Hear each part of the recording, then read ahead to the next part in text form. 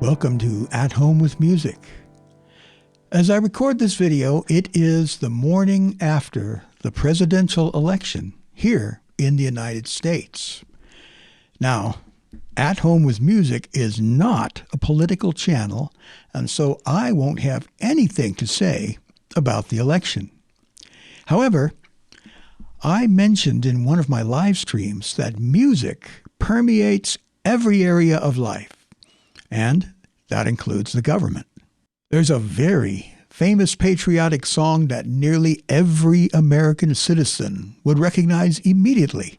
You only have to play a few measures. It sounds like this.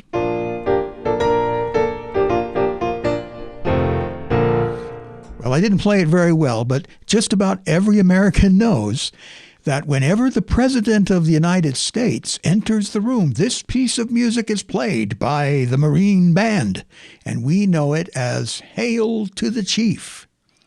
So, where did this song come from? The phrase, Hail to the Chief, actually originated in Scotland, of all places.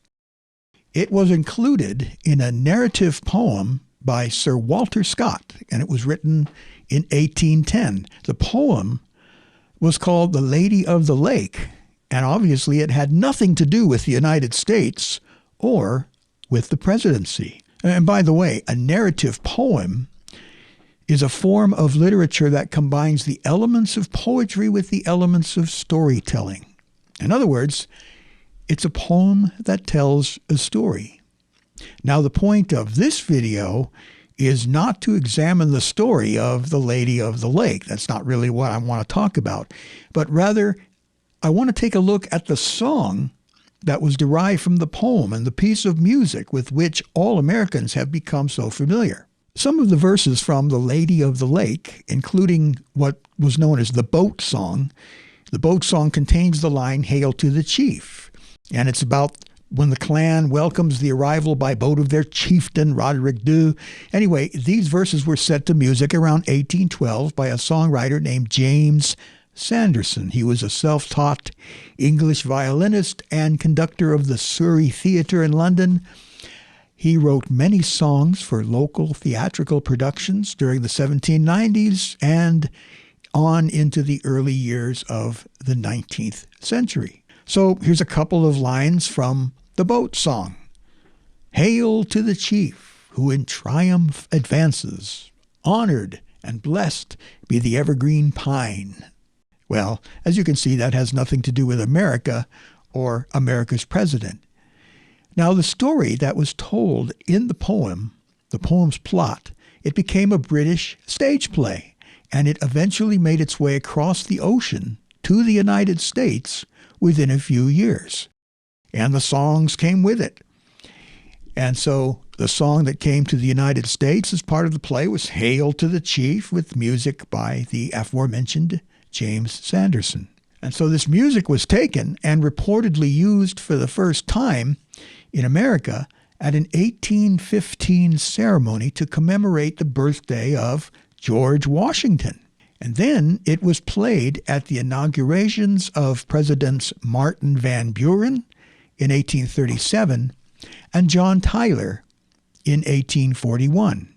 And then, according to historians, it was played during the administration of President James Polk. He was president from 1845 to 1849, and so Hail to the Chief was routinely played any time the president entered a room during public occasions. Now, there were some who didn't like the song, specifically President Chester A. Arthur, who served as president from 1881 to 1885. He directed the leader of the Marine Band. He said, hey, compose a new song. Get rid of this Hail to the Chief. I don't like it. Let's replace it. So who was the leader of the Marine Band at the time?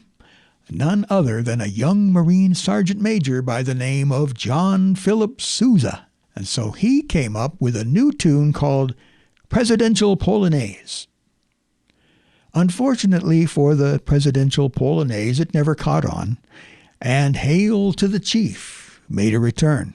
Now, we don't need to feel sorry for Sousa, by the way, because he would go on to write, among other patriotic classics, a little thing called The Stars and Stripes Forever.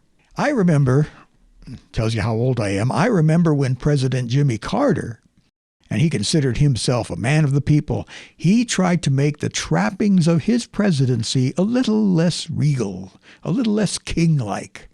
So he requested that Hail to the Chief not be played when he made public entrances. Well, this turned out to be a highly unpopular decision. Later on, Carter would tell CBS News, "One of the most unpleasant things that surprised me was when I quit having Hail to the Chief played every time I entered a room. There was an outcry of condemnation. Before long, Hail to the Chief was back."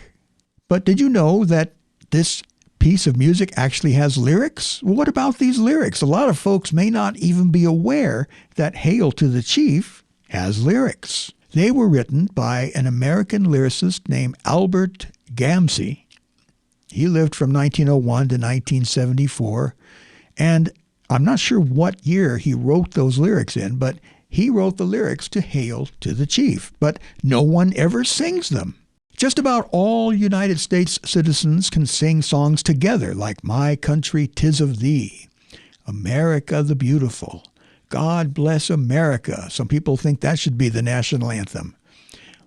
But we also sing the Star-Spangled Banner, but no one ever sings Hail to the Chief. Well, what about the lyrics that he wrote? Well, here they are. And you can reach your own conclusions as to why they are never sung. And by the way, I'm not going to sing them for you, but here are the lyrics. Hail to the Chief we have chosen for the nation. Hail to the Chief, we salute him one and all. Hail to the Chief as we pledge cooperation in proud fulfillment of a great noble call. Yours is the aim to make this grand country grander. This you will do. That's our strong, firm belief. Hail to the one we selected as commander. Hail to the President. Hail to the Chief. The Marine Band continues to play Hail to the Chief as presidents make their entrances. The words, however, continue to go unsung, and that will almost certainly be the case during the inaugural festivities that will take place here in the United States next January. By the way, what about that piece that John Philip Sousa wrote at the behest of President Chester A. Arthur, the Presidential Polonaise? Well, you're listening to it right now. Now, I've listened to it, and while the Presidential Polonaise is a fine piece of music, I can kind of see why it never supplanted the music of Hail to the Chief. But I will leave you to make your own judgment in that regard. So there's a little music history lesson for you. Thank you for watching.